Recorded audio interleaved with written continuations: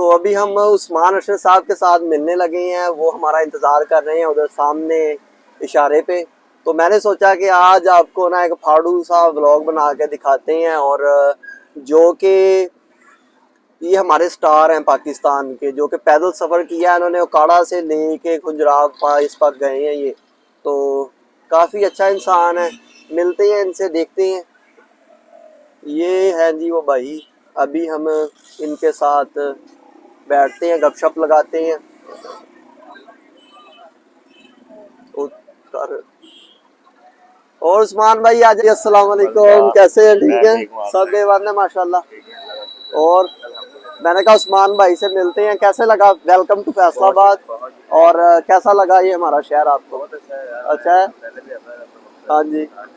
चलें कोई बातें शातें करते हैं, गाड़ी लगा लेते हैं, इधर पार्क कर लेते हैं, कोई 5-10 मिनट आपके लेंगे। अगर कहती हैं तो रेस्टोरेंट पे चले जाते हैं।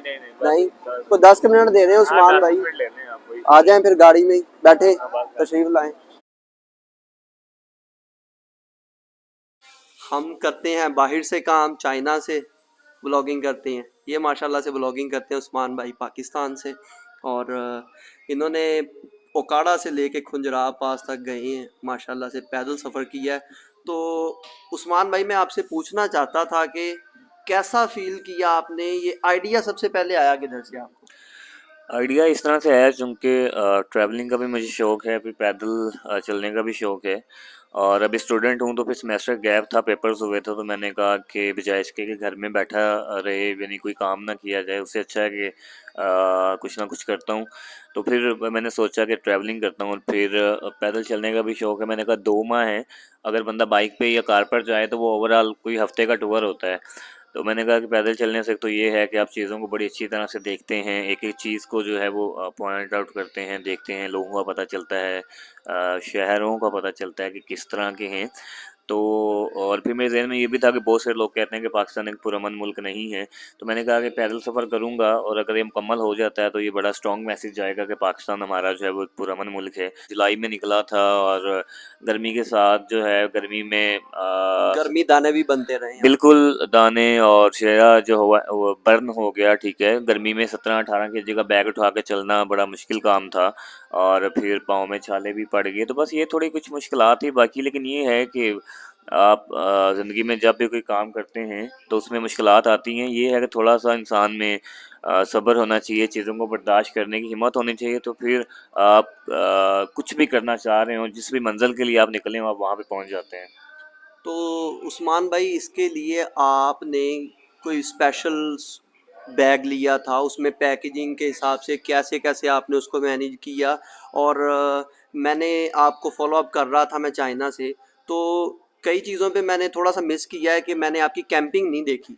लेकिन मैंने ये देखा है आपने काफ़ी इंजॉय किया उधर, दोस्तों के साथ पार्टीज़ की, तो वो आपको वेलकम करते थे लोग, और खाने के लिए आपके साथ खाना भी देते थे, और काफ़ी हॉस्पिटेबल थे। और कौन से लोग थे वो, किस इलाके से थे कि जो ज़्यादा आपको लगा है कि बहुत हॉस्पिटेबल हैं, वो पकड़ के लेके जाते हैं, यू गोना इरिटेट जो करते थे? अच्छा, कैंपिंग इसलिए नहीं की चूँकि कैंप लेके तो मैं निकला था, लेकिन चूँकि वो वेट बहुत ज़्यादा था, मैं घर से तकरीबन के 3 साढ़े 3 घंटे का सफ़र कर चुका था, तो मुझे आइडिया हुआ कि ये सामान बहुत ज़्यादा है, और इस सामान को उठाकर चलना पॉसिबल नहीं है।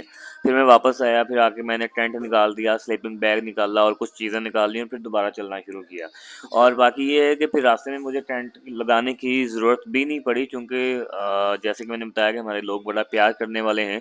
तो लोग जो है वो मेरे से बहुत सारे लोग राब्ते में होते थे कि आप हमारे पास स्टे कर लें, और ओवरऑल मुझे सारे शहरों के, मैं जिन भी शहरों से गुज़रा हूँ, बहुत अच्छे लोग मिले हैं। लोगों ने यानी कि चीज़ें खिलाने में बड़ी ज़बरदस्ती भी की है, लेकिन ये था चूँकि पैदल चलने की वजह से खाने को दिल नहीं करता था, गर्मी होती थी, प्यास ज़्यादा लगती थी। आई मीन कि मैं पूछना चाहता फूड के मतलब थोड़ा सा उन लोगों को एक साइड पे रख के, अगर एक इंडिविजुअल सफ़र करना चाहता है, यानी फॉर एग्जांपल मेरा दिल करता है, क्योंकि मैं अभी पाकिस्तान आया हूँ, तो मेरा दिल करता है यार मैं जाऊँ, तो उसके लिए कुछ थोड़े से, क्योंकि आप तो प्रैक्टिकल कर चुके हैं इस चीज़ को, तो उसमें से फूड का थोड़ा सा कि यहाँ पे आपको फूड कैरी करना चाहिए, या फिर आपको कुछ थोड़ी सी अगर पाँव में छाले हैं तो ये आइडिया हैं, इन चीज़ों को आप फॉलो करके तो इस चीज़ से अच्छा देखें ओवरकम कर सकते हैं। देखें रास्ते में अगर तो आप पैदल सफ़र कर रहे हैं तो आपके पास जो हैं वो कुछ यानी क्योंकि बहुत ज़्यादा सामान तो आप कैरी नहीं कर सकते हैं क्योंकि कपड़े वगैरह भी होते हैं और भी चीज़ें होती हैं। आप खजूरें जो हैं वो अपने साथ लाज़मी रखें, ठीक है? उसके अलावा बादाम और कोई अखरोट वगैरह जो हैं ये यानी कि ड्राई फ्रूट्स में ये रख लें। उसके अलावा आप अपने साथ जो है वो मेडिसिन जो कि आप समझते हैं कि ज़रूरी हैं वो तमाम टैबलेट्स अपने पास रखें, ठीक है? उसके अलावा जो है पाँव में छाले में मेरे ख्याल से अगर आप इतना सफ़र करेंगे तो वो लाज़मी पड़ेंगे, उसके लिए जो आम जो सादा पाउडर होता है वो आप रखें। कौन से ये शूज़ थे, मुझे इनका बता दें, कौन से ये शूज़ आपने पहने हैं कि इतना सफ़र माशाल्लाह कर गए हैं? अच्छा शूज़ ये कोई बहुत प्रोफेशनल शूज़ तो नहीं थे, नॉर्मल ही शूज़ थे।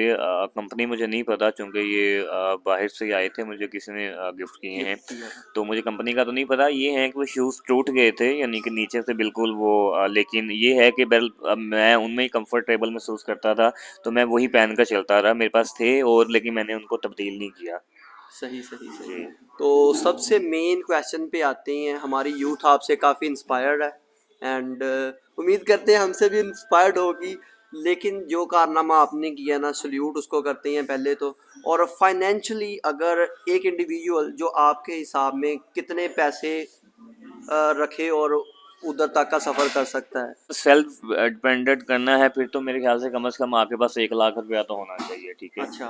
तो अगर लोग आपको रास्ते में सपोर्ट कर रहे हैं तो डेफिनेटली वो आपको पैसे नहीं लगेंगे, लेकिन बैकअप पे जो है वो आपके पास तकरीबन 1 लाख रुपए होना चाहिए क्योंकि अगर आपने अकोमोडेशन भी खुद करनी है, खाना भी खुद करना है तो फिर कम से कम 1 लाख रुपया तो होना चाहिए आपके पास। कैंपिंग के लिए डिफ़िकल्ट है थोड़ा सा? डिफ़िकल्ट नहीं है।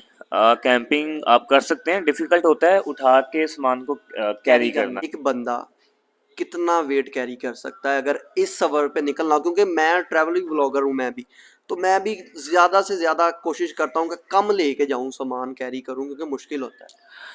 देखिए, हर इंसान की कैपेसिटी जो है वो अलग है। इस पे कोई हो सकता है कोई इंसान 30, 35, 40 किलोमीटर उठा के भी कैरी कर सकता हो। तो इस पे ये बात करना कि यानी कि 20-25 से ज़्यादा कोई उठा के नहीं चल सकता, तो ये कोई वो बात नहीं है, ठीक है? तो हर इंसान की कैपेसिटी अलग है। फॉर एग्ज़ाम्पल अगर मैं दिन में 40 किलोमीटर करता हूँ, तो हो सकता है कोई दिन में 60 किलोमीटर भी कर सकता हो। जाना है, किधर का प्रोग्राम है नेक्स्ट, क्या करने का इरादा है? क्योंकि मैं भी अभी पाकिस्तान में हूँ, शायद मेरा भी कोई मीटअप हो के प्लान बन जाए आपके साथ कहीं पे जाने का, तो क्या सोचा है? अभी कोई इतना ख़ास सोचा नहीं है, बस अभी सोच रहे हैं कि क्या किया जा सकता है चूँकि अभी पढ़ाई भी चल रही है, तो यूनिवर्सिटी वगैरह भी जा रहा हूँ और उसको भी टाइम देना है। तो अभी देखते हैं जब कोई प्लान बनेगा तो इंशाल्लाह उसको अनाउंस करेंगे। इंशाल्लाह, इंशाल्लाह जी। इंशाल्लाह। तो पाकिस्तान जिंदाबाद, पाकिस्तान पाकिस्तान ज़िंदाबाद। पाइंदाबाद। और जिंदाबाद। ये हमारे भाई को सलूट है, बहुत शुक्रिया। उस्मान भाई को थैंक यू सो मच। बहुत शुक्रिया। और हमारा भी चैनल है यूट्यूब का, अली मुराद ब्लॉग्स, तो इनको भी लाइक करें, उस्मान अरशद साहब को, और सब्सक्राइब करें चैनल।